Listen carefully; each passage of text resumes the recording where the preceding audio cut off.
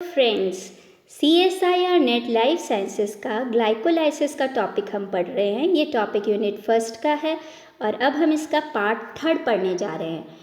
Part first के अंदर मैं आपको ग्लाइकोलाइसिस बता चुकी हूँ। पार्ट सेकंड के अंदर हमने देखा था एनारोबिक कंडीशन में कैसे होता है, रेगुलेशन कैसे किया जाता है, एरिथ्रोसाइट में कैसे होता है, ऑक्सीडेशन पायरुवेट का कैसे किया जाता है। पार्ट थर्ड के अंदर हम देखेंगे कि ये जो हमने पायरुवेट डिहाइड्रोजनेस एंजाइम पढ़ी थी उसका रेगुलेशन कैसे होता है, stoichiometry, biomedical importance and clinical aspect. तो हम हमारा पार्ट थर्ड स्टार्ट करते हैं कि पायरुवेट डिहाइड्रोजनेस का रेगुलेशन कैसे किया जाता है। पायरुवेट डिहाइड्रोजनेस एंजाइम जो भी हमने देखा था पार्ट सेकंड के अंदर एक मल्टी एंजाइम कॉम्प्लेक्स था। इस एंजाइम को इनहिबिट कौन कर सकता है? एसिटाइल कोए और NADH, इन दोनों से ये वाली एंजाइम इनहिबिटेड होती है। पायरुवेट डिहाइड्रोजनेस एक और चीज़ से रेगुलेटेड होती है, फॉस्फोरिलेशन। अगर पायरुवेट डिहाइड्रोजनेस पे फॉस्फेट लगा दी जाए, फॉस्फेट कौन लगाएगा? काइनेज एंजाइम लगाएगी। तो काइनेज क्या करती है, इस पायरुवेट डिहाइड्रोजनेस के जो सीराइन के रेसिड्यूज होते हैं उस पर फॉस्फेट अटैच कर देती है और इस वजह से पायरुवेट डिहाइड्रोजनेस की एक्टिविटी कम हो जाती है। और इस एंजाइम का डीफॉस्फोरिलेशन कौन करेगी? फॉस्फेटेस, क्योंकि फॉस्फेट हटाने का काम फॉस्फेटेस करती है। तो इससे वापस से पायरुवेट डिहाइड्रोजनेस एंजाइम की एक्टिविटी इन्हांस हो जाएगी। काइनेज पायरुवेट डिहाइड्रोजनेस को इनएक्टिवेट करती है, एक्टिविटी कम करती है। तो काइनेज खुद को कौन एक्टिवेट करता है? काइनेज की एक्टिविटी बढ़ जाती है अगर ATP ज़्यादा हो, ATP ADP का जो रेशो है वो ज़्यादा हो, या फिर एसिटाइल कोए का रेशो ज़्यादा हो, या NADH और NAD+ का रेशो ज़्यादा हो। तो यहाँ हम देखेंगे पायरुवेट डिहाइड्रोजनेस जो है ये इनहिबिट हो जाती है अगर फैटी एसिड का ऑक्सीडेशन हो रहा है या हाई एनर्जी पोटेंशियल है। अगर कोई स्टार्वेशन की कंडीशन है या किसी ने फास्ट रखा है तो फ्री फैटी एसिड की कंसंट्रेशन इन्हांस हो जाती है और जो एक्टिव एंजाइम है वो कम हो जाती है।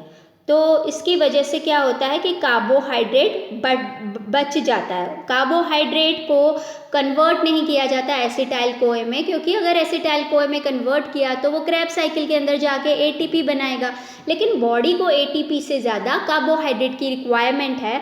तो इस स्टार्वेशन में क्या होता है कि फ्री फैटी एसिड जो है इसकी जो कंसंट्रेशन है ये बहुत ज़्यादा इन्हांस हो जाती है और इसकी वजह से जो पायरुवेट से एसिटाइल कोए बन रहा होता है वो वाला जो स्टेप है वो डिक्रीज़ हो जाता है। एडिपोज टिश्यू के अंदर जो ग्लूकोज होती है वो एसिटाइल कोए बनाती है। तो एडिपोज टिश्यू में ग्लूकोज की मदद से एसिटाइल कोए बनता है और एसिटाइल कोए बहुत इंपॉर्टेंटली चाहिए होता है। किसके लिए चाहिए होता है? लिपिड की सिंथेसिस के लिए चाहिए होता है। तो जब मैं आपको लिपिड की सिंथेसिस पढ़ाऊंगी तब मैं आपको एसिटाइल कोए का रोल भी बताऊंगी।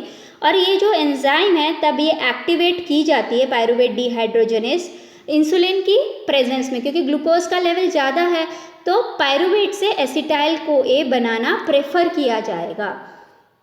तो यहाँ हम रेगुलेशन देख रहे हैं एंड प्रोडक्ट इनहिबिशन की मदद से। तो ये पायरुवेट है, पायरुवेट पे NAD+ और कोए दोनों ऐड होते हैं तो क्या बन जाता है? Acetyl CoA. और इस प्रोसेस में NAD से NADH बन जाता है और कोए की जगह कार्बन डाइऑक्साइड रिलीज हो जाता है। एंजाइम है पायरुवेट डिहाइड्रोजनेस। तो यहाँ हम दो तरह का रेगुलेशन देखेंगे, एक एलोस्टेरिक इफेक्ट देखेंगे, नॉर्मल इफेक्ट देखेंगे रेगुलेशन के लिए। तो एसिटाइल कोए एलोस्टेरिक इफेक्ट दिखा रहा है पायरुवेट डिहाइड्रोजनेस पे। मतलब अगर एसिटाइल कोए की कंसंट्रेशन ज़्यादा है तो वो पायरुवेट डिहाइड्रोजनेस एंजाइम को इनहिबिट करेगा और ज़्यादा एसिटाइल कोए बनाने के लिए।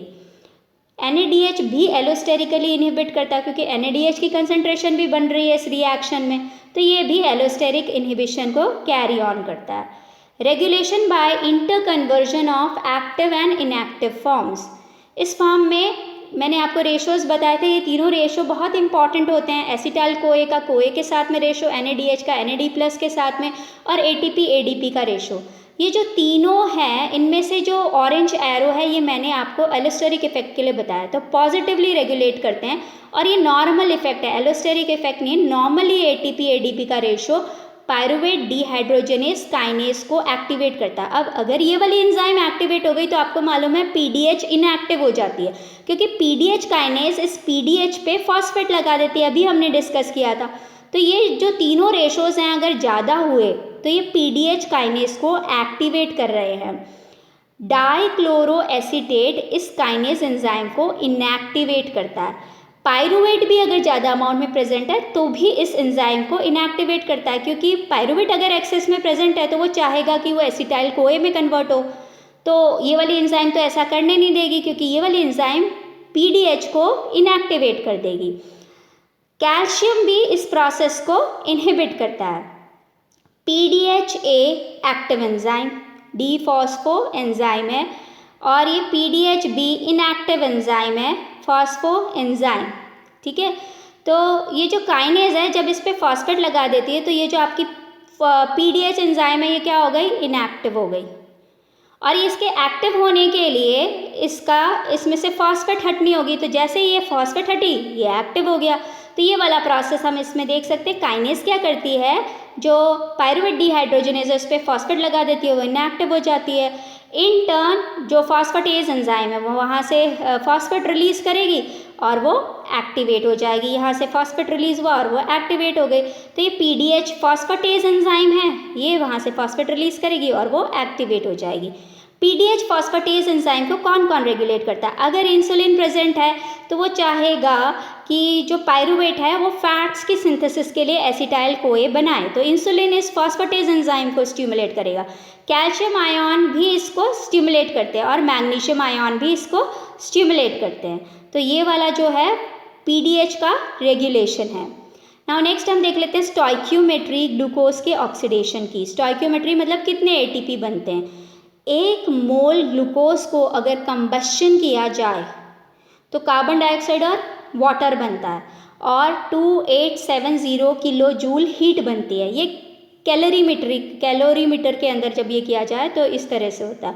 लेकिन टिश्यू में अगर 38 मॉलिक्यूल्स एटीपी के फॉर्म होते हैं पर मोल ऑफ ग्लूकोज के, तो वीवो के कंडीशन में जो डेल जी होता है एटीपी सिंथेज का वो कितना होता है 51.6 kg होता है। तो टोटल एनर्जी इन एटीपी पर मोल ऑफ ग्लूकोज कितनी हो गई 1961 kJ या 68% ऑफ एनर्जी ऑफ कंबशन। अगर कंबशन किया जाए तो ज़्यादा एनर्जी प्रोड्यूस हो रही है ग्लूकोज की, लेकिन अगर टिश्यू के अंदर कंबशन की हो रहा है या ये ऑक्सीडेशन वाला जो प्रोसेस हो रहा है उसमें 68% ही एनर्जी प्रोड्यूस हो रही है।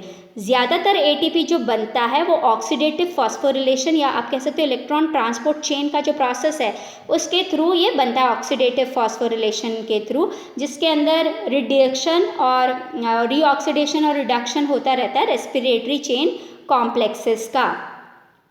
तो अब हम यहाँ स्टोइकोमेट्री देख रहे हैं, pathway enzyme ATP production and number of ATP.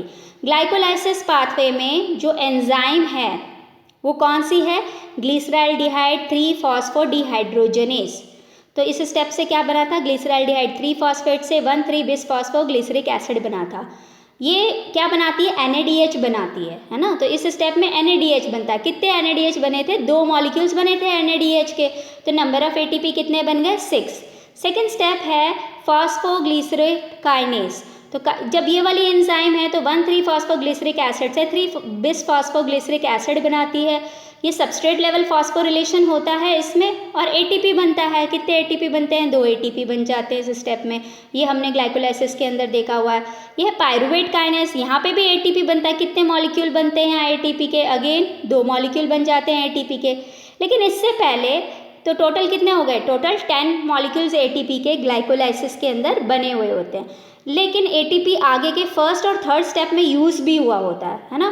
तो एटीपी कंज्यूम कितना हुआ होता है, हेक्सोकाइनेस और पीएफके ने फर्स्ट एंड सेकंड स्टेप में एक एटीपी उन्होंने यूज़ किया होता है। तो 2 जब हम इसमें से माइनस कर देंगे तो ग्लाइकोलाइसिस में टोटल 8 एटीपी बनते हैं। सिट्रिक एसिड साइकिल का हम देख लेते हैं। सिट्रिक एसिड साइकिल हमने पढ़ाई नहीं है मैंने अभी आपको, लेकिन पायरुवेट डिहाइड्रोजनेज एंजाइम से 2 NADH बनते हैं, 6 एटीपी बन गए। आइसोसिट्रेट डिहाइड्रोजनेस अगेन 2 NADH बनाती है। Alpha ketoglutarate dehydrogenase 2 NADH बनाती है। सक्सिनेट थायोकाइनेस एटीपी बनाती है तो 2 ATP बनते हैं। सक्सीनेट डीहाइड्रोजनेस FADH2 बनाती है, 2 FADH2 बनाती है तो 4 ATP बन गए। मैलेट डीहाइड्रोजनेस से अगेन 2 NADH बनते हैं तो 6 ATP बन जाते हैं। टोटल अगर क्रेब्स साइकिल के अंदर आप देखोगे तो 30 ATP मॉलिक्यूल्स बनते हैं। ग्लाइकोलाइसिस में कितने बने 8 और क्रेब्स साइकिल में कितने बने 30 ATP बन जाते हैं। तो टोटल अगर हम करते हैं 1 mole of glucose aerobic condition में जब होता है तो 38 ATP बनाता है। लेकिन अगर एनारोबिक कंडीशन हुई तो कितने बनाएगा? टोटल पर mole of glucose under anaerobic condition कितनी होगी? 2 क्यों होगी? बिकॉज आपको ये मालूम है कि सिट्रिक एसिड साइकिल तो होगी ही नहीं, पहली चीज़ तो सिर्फ ग्लाइकोलाइसिस होगी। ग्लाइकोलाइसिस में भी जो NADH बना था वो भी यूज़ कर लिया जाता है। मैंने आपको बताया था ना NADH यूज़ कर लिया जाता है पायरुवेट से लैक्टेट बनाने के लिए। तो ऊपर वाले 6 तो वैसे ही चले गए, तो टोटल कितने बने? 4 बने। 4 में से 2 यूज़ हो चुके थे तो टोटल कितने बचे? 2। तो इस तरह का क्वेश्चन अगर पूछा जाए तो आपको कंफ्यूज नहीं होना है कि ग्लूकोज का अगर एनारोबिक कंडीशन में कितने ATP बनते हैं? 2 और ग्लूकोज का एरोबिक कंडीशन में कितने ATP बनते हैं? 38 ATP बनते हैं। बायोमेडिकल इंपॉर्टेंस हम देख लेते हैं। ज़्यादातर टिश्यूज़ को ग्लूकोज की रिक्वायरमेंट होती है। ग्लाइकोलाइसिस एरोबिकली एनारोबिकली होता है। एरिथ्रोसाइट में एनारोबिकली प्रोड्यूस होती है एनर्जी। और जो प्रिंसिपल रूट होता है ग्लूकोज मेटाबॉलिज्म का और जो मेन पाथवे होता है वो ये ग्लाइकोलाइसिस ही होता है, चाहे फ्रक्टोज का हो रहा हो, चाहे गैलेक्टोज का हो रहा हो या कोई और कार्बोहाइड्रेट का हो रहा हो। ATP जो होता है ग्लाइकोलाइसिस में जब एनारोबिकली प्रोड्यूस होता है, क्यों प्रोड्यूस होता है? जब स्केलेटल मसल ज़्यादा काम करती हैं और ये बेसिकली ऑक्सीजन की डेफिशिएंसी में ग्लाइकोलाइसिस एक बून है, मदद करता है ATP के प्रोडक्शन के लिए। हार्ट की जो मसल्स होती हैं ये एरोबिक परफॉर्मेंस के लिए अडेप्टेड होती हैं, लो ग्लाइकोलाइटिक एक्टिविटी होती है, इसीलिए हार्ट की मसल थोड़ा भी अगर उसको ऑक्सीजन की सप्लाई नहीं मिली तो वो डेड हो जाएंगी। डेफिशिएंसी अगर पायरुवेट काइनेज की हो जाए तो एक डिसऑर्डर हो जाता है जिसको हम बोलते हैं हीमोलाइटिक अनीमिया। डेफिशिएंसी अगर फॉस्फोफ्रक्टोकाइनेज की हो जाए तो फटीग डेवलप हो जाता है। ये बायोमेडिकल इंपॉर्टेंस हो गई। क्लिनिकल एस्पेक्ट्स हम देख लेते हैं। आर्सेनाइट और mercuric ion sulph hydryl groups को ब्लॉक कर देते हैं लाइपोइक एसिड को, इस वजह से पायरुवेट डीहाइड्रोजनेस ब्लॉक हो जाती है।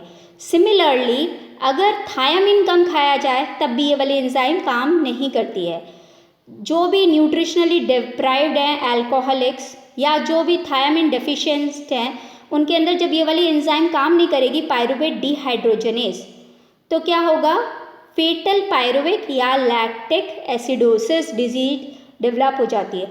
ऐसे पेशेंट जिनके अंदर पायरुवेट डीहाइड्रोजनेस एंजाइम ही नहीं है, मतलब कोई डिफेक्ट है उनका इनबॉर्न एरर में, तो इनके अंदर क्या होता है? लैक्टिक एसिडोसिस हो जाती है और जब भी ग्लूकोज बढ़ता है तो लैक्टिक एसिड एक्यूमुलेट होना शुरू हो जाता है। ग्लूकोज जो है बहुत इंपॉर्टेंट फ्यूल है ब्रेन का और अगर ग्लूकोज का ये प्रोसेस नहीं हो तो न्यूरोलॉजिकल डिस्टर्बेंसेस डेवलप हो जाएंगे। एल्डोलेज ए डेफिशिएंसी के अंदर और पायरुवेट काइनेज डेफिशिएंसी के अंदर जो एरिथ्रोसाइट होता है उसमें हीमोलाइटिक अनीमिया हो जाता है। जो एक्सरसाइज कैपेसिटी होती है जिन पेशेंट्स के अंदर ये फॉस्फोफ्रक्टोकाइनेज की डेफिशिएंसी होती है वो बहुत कम होती है और ऐसे पेशेंट जो कार्बोहाइड्रेट डाइट पे रहते हैं उनमें भी ये एक्सरसाइजिंग कैपेसिटी कम होती है। ऑल्टरनेटिव लिपिड फ्यूल अगर दिया जाए जैसे कि स्टारवेशन में तो ये वाली कैपेसिटी इन्हांस की जा सकती है। So that's all in part 3। My self doctor Aarti Sharma from Siddhivinayak institute of life sciences Ajmer. कोई क्वेरी हो तो आप ईमेल या व्हाट्सएप कर सकते हैं। वीडियो पसंद आए तो आप लाइक एंड शेयर ज़रूर करना and watch part 4 also. Thank you.